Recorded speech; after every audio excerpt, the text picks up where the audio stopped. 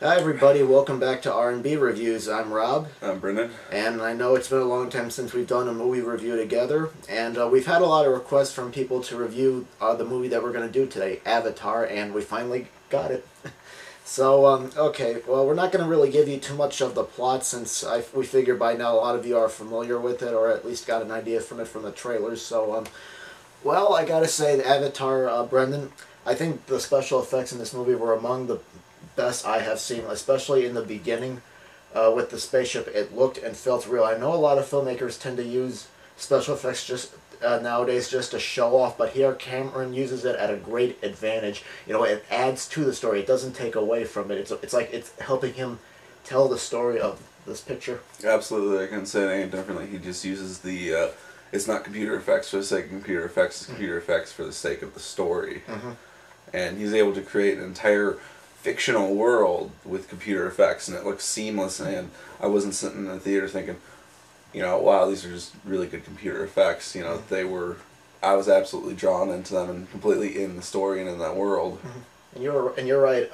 Cameron Cameron does some very creativity with this film because he has to create an entire planet, a race, forest creatures that would live there and the Na'vi race that live on the planet. They have their own language, their own culture. So he definitely puts a lot into this movie. And I don't know how many movie goers noticed this, but I thought this film had an excellent sound mix. Like when I was watching the movie, I could hear rustling of leaves in one side, and at one time I heard tingling metal, and it sounded like it was behind me, but no, it just came from the speaker right over there. So I thought the sound mix was something that I noticed a little bit more than the actual visuals. Cameron's movies always have had terrific sound design in them, and Avatar is definitely no exception, especially when most of the movie's animation. You really need some sound design to back it up.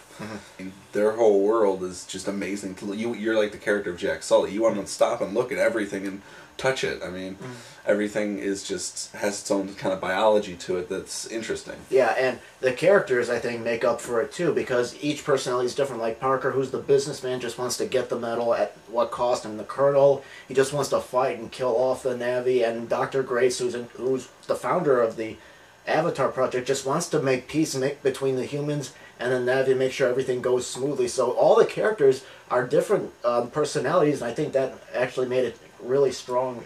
I'm a huge fan of the film Aliens, and there were definitely lots of parallels to that film that, couldn't help but to be drawn. I mean, it almost felt like the soldiers in the movies, I was like, I wanted them to be colonial marines, and, watching them made me want to go home and watch Aliens.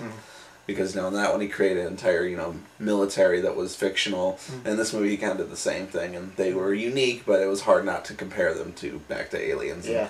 And the Parker character, the corporate businessman, reminded me exactly of a character from Aliens, who was sort of a big business corporate jerk. Yeah, and the film, of course, it's not just another science fiction action film. This movie may look like it on the surface, but deep down there's some good allegorical messages about greed, about humans, and about us not quite... We still don't know how the world works, just like these characters kind of do. So I think this is definitely... This is not just about the fighting. I mean, yeah, it's got a lot of battles and stuff, but the film is more than that. Parallels can definitely be drawn to the Native American West, and you can't help but to see that, and it's a great story to tell. But yes, the movie does have its messages. It's deeper than a surface level action film. Cameron's movies have always had something else going on.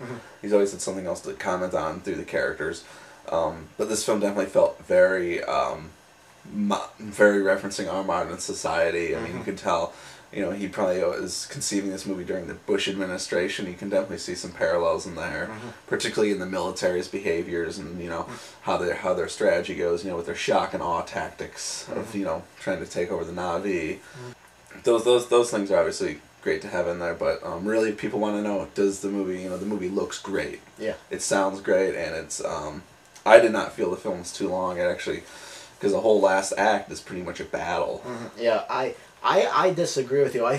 To me, the movie felt long at times. Like in the first 90 minutes, I felt like the movie was just made up of... I know he's trying to figure out how the Na'vi work, Jake's character, but I thought there were just too many follows and chases. And in the second half, in between battles, I thought it was a little bit slow here and there. But I mean, it's a good movie, but I think I don't know. For some reason, I think a lot of big blockbusters, they're going long, some of them just for the sake of going long. Like, even though I never saw 2012, some people told me that that movie was too long, and even though even though Quentin Tarantino's films are long and Glorious Bastards were long, and there's some other movies that came out this past year that was really long, and I'm just wondering whether studios are doing that just to be part of the movie-going experience. Like, hey, we'll add in 3D, and we'll make the movie extra long just because it's in the theaters. And I think some people might be fast-forwarding through it when they get it on DVD. I absolutely do not think that's the case with this movie. And speaking of watching it on DVD, this is a movie that needs to be experienced on the big screen. I think with the sound system and everything, the film absolutely... it's a big screen experience. It has that written all over it. And the 3D looked fantastic. I saw it in 3D. You didn't, but... No. And I don't think you need to see it in 3D, honestly. I think it was just as fine the way it was. But I do agree with you. You got to see it on the big screen. I mean, if you wait until it comes out on DVD, the experience won't be the same. You'll be watching it on TV. I think it would work better if you had at home a big TV and a theater system where you got multiple speakers. If you just got one TV and just speakers in the front, it's not going to be the same. You got to see it in theaters while you can. Yes, that's a must. It's got to be, if you're going to see this movie, see it in theaters or don't bother at all, because it's a big screen experience written all over it. For me, I got to say, I got to recommend it, absolutely. Yeah, you got to see it on the big screen. Yeah, I definitely say to see this movie too, but be warned, it's 172 minutes, so don't let that frighten you off. I mean, it's a good movie. I definitely say see it. I just think it was a bit long here and there. A bit long, maybe, but absolutely the big winner blockbuster to see. Yeah, definitely. Okay, thank you very much for watching, and feel free to leave any comments about the movie or about this video, and we'll see you next time.